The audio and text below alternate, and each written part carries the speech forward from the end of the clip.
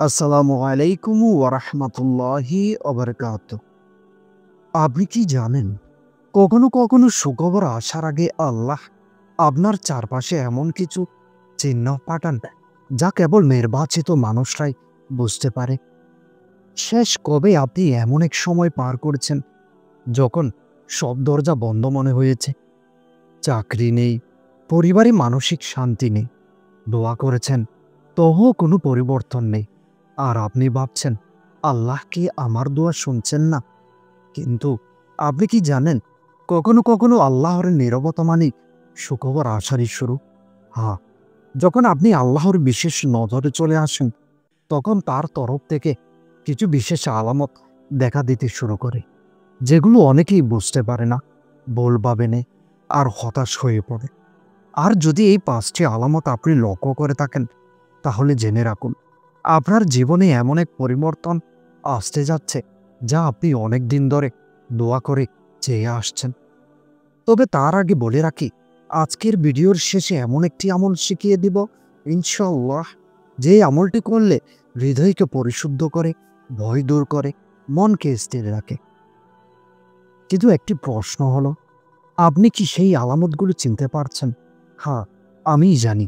আপনি হয়তো বলবেন, আমার জীবনে তো কিছুই ভালো হচ্ছে না। কিন্তু থামুন, যদি আল্লাহর পরিকল্পনায় কোনো বাস্তবায়নের দ্বার টানতে থাকে, যদি আপনার দোয়া ইতিমধ্যে কবুল হয়ে থাকে, শুধু পরীক্ষা চলছে শেষ মুহূর্তে। এই আলামতগুলো প্রথমে পরীক্ষা হিসেবে আসে, আর আপনি কিভাবে প্রতিক্রিয়া দেন তার উপরই নির্ভর করে সুখবর কবে আসবে। আপনি যদি জানতেন আল্লাহ আপনার জন্য কিছু মহান লিখে রেখেছেন, তাহলে কি এখনকার কষ্টকে আপনি অভিশাপ ভাবতেন? না, বরং বলতেন এটি আমার জন্য ট্রেনিং। তাই তো। তো চলুন শুরু করি একে একে সেই বিশেষ আলোচনা। প্রথম পয়েন্ট, হঠাৎ হৃদয়ে শান্তি নামতে শুরু করে। আপনার হৃদয়ে এক অজানা প্রশান্তি নেমে আসে। চারপাশে জ্বর, সমস্যা, অনিশ্চয়তা, কিন্তু ভেতরে এক শান্তির ঢেউ অনুভব করে। এটা কোনো কল্পনা নয়, এটি আল্লাহরই রহমত। কোরআনে আল্লাহ বলেন, নিশ্চয়ই আল্লাহর স্মরণে হৃদয় প্রশান্তি লাভ করে। এই প্রশান্তি আসলে সুখবরের আগমনের পূর্বাভাস। আপনি হয়তো বুঝতে পারছেন না কেন সবকিছু ধীরে চলছে, কোনো নতুন সুযোগ আসছে না, আগের বন্ধুরা দূরে সরে গেছে, মনে হচ্ছে জীবন থেমে গেছে। কিন্তু এই থেমে যাওয়াটাই আল্লাহরই রহমত, কারণ তিনি আপনাকে অতি ব্যস্ততার গণ্ডি থেকে সরিয়ে নিচ্ছেন, যাতে আপনি নতুন কিছুর জন্য প্রস্তুত হতে পারেন। কোরআনে আল্লাহ তাআলা বলেন, নিশ্চয়ই কষ্টের সাথে রয়েছে স্বস্তি। অর্থাৎ শান্ত সময় আসার আগে আল্লাহ আপনার চারপাশকে শান্ত করে দেন। আপনি যদি এখন দেখেন জীবনে অদ্ভুত এক নিস্তব্ধতা, ভয় পাবেন না, বরং বলুন, হয়তো সুখবরের আগমনের সময় বনিয়ে এসেছে। এমন শান্তি তখনই আসে যখন আল্লাহ আপনার জীবনের এক অধ্যায় শেষ করে আরেক অধ্যায় শুরু করতে যাচ্ছেন। দ্বিতীয় আলামত, আপনি যা হারিয়েছিলেন তার জায়গায় আসতে থাকে নতুন সুযোগ। আপনি হয়তো কিছু হারিয়েছেন, চাকরি, সম্পর্ক বা স্বপ্ন, কিন্তু হঠাৎ আপনি দেখতে পাচ্ছেন নতুন দরজা খুলে যাচ্ছে এমন জায়গায় যেখান থেকে আপনি আশাও করেননি। কোরআনে আল্লাহ বলেন, যে আল্লাহকে ভয় করে আল্লাহ তার জন্য এক নির্গম পথ তৈরি করে দেন এবং অপ্রত্যাশিত স্থান থেকে তাকে রিজিক দেন। আপনি মাসের পর মাস, বছরের পর বছর একই দোয়া করছেন, কিন্তু কোনো ফল নেই। আপনি ভাবছেন আল্লাহ হয়তো শুনছেন না, কিন্তু সত্য হলো আল্লাহ শুনছেন, আর আপনাকে দেরি করাচ্ছেন, কারণ তিনি দোয়ার চেয়েও বড় কিছু লিখে রেখেছেন।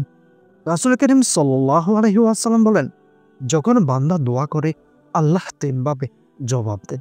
হয় সাথে সাথে দেন, নয়তো আরো ভালো কিছু দেন, নয়তো কোনো বিপদ থেকে বাঁচিয়ে দেন। অর্থাৎ যখন আপনি একই দোয়া করে যাচ্ছেন, সেটাই প্রমাণ আপনি নির্বাচিত, আপনার নাম লেখা আছে বিশেষ আশীর্বাদ তালিকায়। তাহলে প্রশ্ন হলো, যদি আপনি এখনই যা চান তা না পান, তবে কি আপনি বিশ্বাস করবেন না যে আল্লাহ আরো বড় কিছু নিয়ে আসছেন?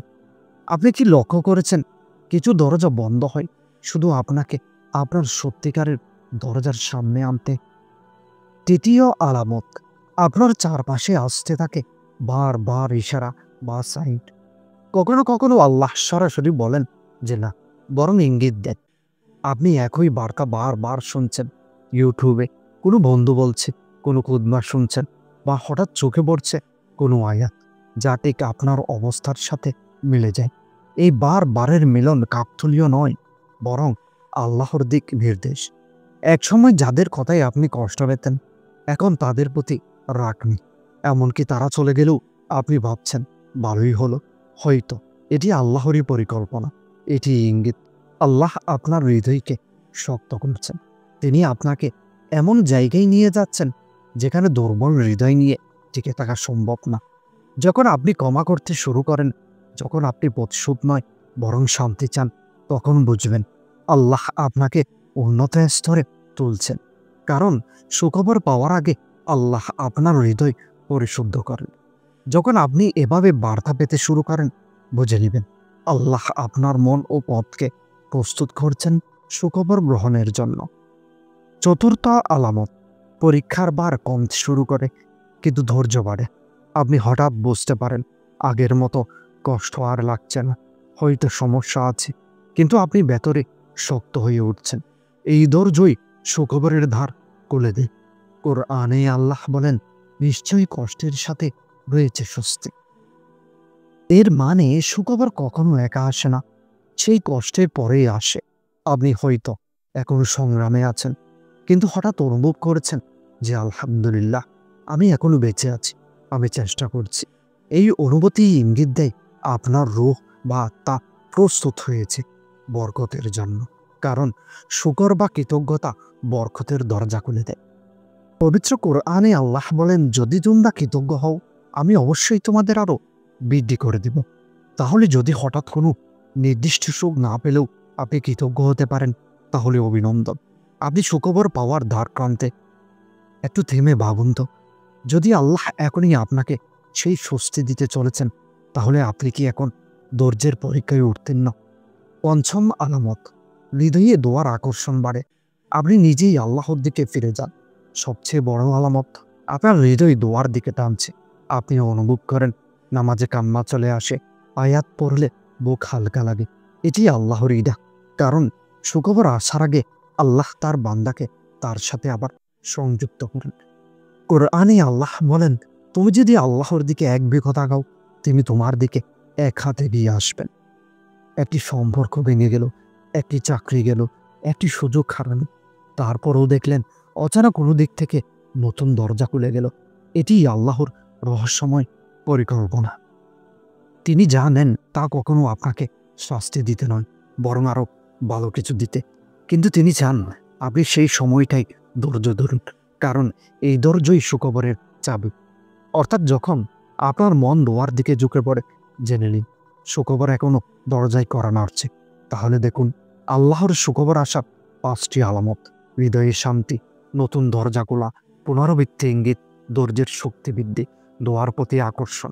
এগুলো যদি আপনার জীবনে দেখা দিতে শুরু করে, তবে জেনে রাখুন আপনি এখন আরেক অধ্যায়ের দ্বার প্রান্তে।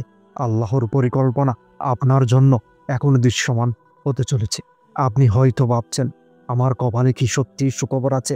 আমি বলি হ্যাঁ, যদি আপনি এখনো আল্লাহর উপর ভরসা রাখেন, তাওহীদের পথে ফিরে আসেন, তবে আপনার জন্য সেই সুখবর নিশ্চিত। তো আজ থেকেই আপনার প্রতিদিনের দোয়া হোক যে, হে আল্লাহ, আমার জন্য যেই সুখবর লিখে রেখেছেন তা যেন দেরি না হয়, আমাকে যেন ধৈর্যের মাধ্যমে তার জন্য প্রস্তুত করেন। মনে রাখবেন, সুখবর তখনই আসে যখন আপনি ভেতর থেকে প্রস্তুত। বিশ্বাস রাখুন, আল্লাহ দেরি করেন কিন্তু ভুল করেন না। বিশ্বাস রাখুন, আপনি একা নন, বরং নির্বাচিত। বিশ্বাস রাখুন, এই নীরবতার পরেই আসবে আপনার জীবনে সবচেয়ে বড় পরিবর্তন। একদিন আপনি ফিরে তাকাবেন আর বলবেন যে আলহামদুলিল্লাহ। তাহলে চলুন এই বিশেষ আমলটি আজকে জেনে নিই।